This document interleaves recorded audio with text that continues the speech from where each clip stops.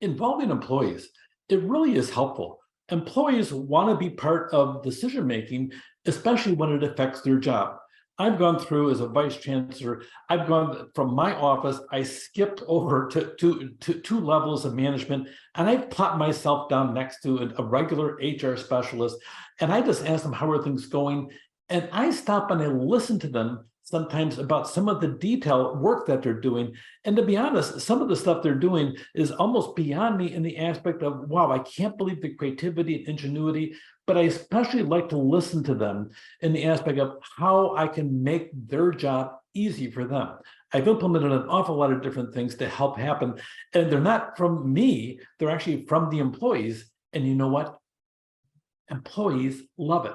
They like to have an impact in their workplace to make their workplace better. It helps them to own their job more, helps them to take some pride in the fact that I did this. They can walk into work every day and I did this. That really is a really nice feeling. I've kind of always envied the aspect of architects. They design a building and somebody puts that building up and they can drive by that building for the next 30 years. And every time they do says, I designed that building. I designed that building. Employees are the same way. They can walk in the front door, they can see somebody's interviewing somebody like in human resources using the iPads we talked about, it passing out to everybody, and they collect because it was their idea. They have that, I did that, I did that. They don't say it out loud, but it's one of those things, that internal sense of pride, that intrinsic motivation. The more you involve employees, you're going to give that intrinsic recognition, but you also may give them a certificate, some type of external thing as well, because of their knowledge that they have. It depends on how much you want to have people involved. You want to ask for specific information, but not describe a problem, or describe the problem and ask them for input. I tend to err on the aspect of asking for more input in the process, or medium high, or even high. Employees identify the problem, discover alternatives, choose the best alternative. It depends what level you're talking to, and also the scope of the knowledge they have on the aspect of what the problem is and how much you can share. And because sometimes you can't share everything with them because it depends on the time frame and also the scope of the project.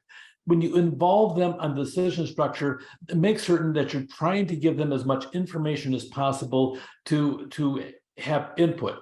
Be careful about the conflict, because of the fact that you may have employees talking and, well, I'm going to do it this way. Well, I'm going to do it this way. Well, when you're talking about work that's going to affect them for the next 5 years, if this person wants to have this form put into the system over here to gather data for this, and this person's the one that's got to put that form in and gather the data and track it, you may have this person have a legitimate beef over, don't you tell me how to do my job, but this will help us better, help you do better. For me, I'm the one that's got input. You want to be careful and watch the conflict, listen to things, and sometimes, you know what, let's come back and look at this, and let's go on to the next topic. Sometimes you have to put a pin in it, put it on hold for a little bit, and move on to finish the other critical components.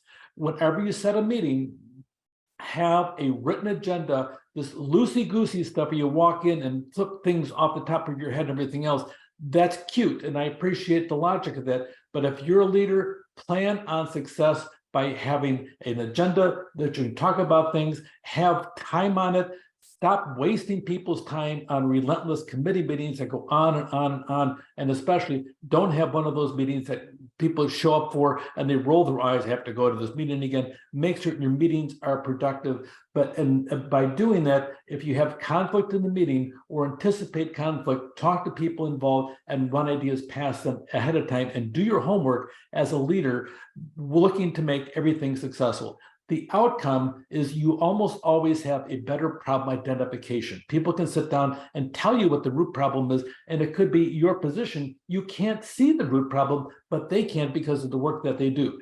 You get better choices. A lot of studies are out there. The bigger the group, the better the decision. Usually, it depends how big the group gets. But the other part is really, it's a matter of, it's slower. You have to put up with that as well. So it's more likely to select a good alternative with the employees, and there's a big commitment to it.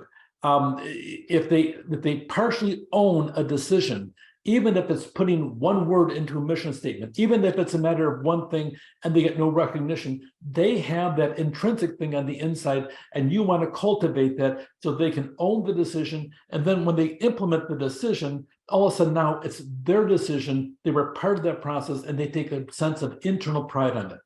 The source of decision knowledge, the more involved the employees are, the better off it's going to be, big picture, and their commitment really increases with their involvement in the process. Make certain, I talked earlier about reducing the risk. Sometimes you do your homework ahead of time, but involve employees involved in decisions as much as you can, because it increases the ownership, increases the potential alternatives, and improves the thing we call the spirit de corps, where people are all joined together, working as a team for a cause that means something to them. Take care.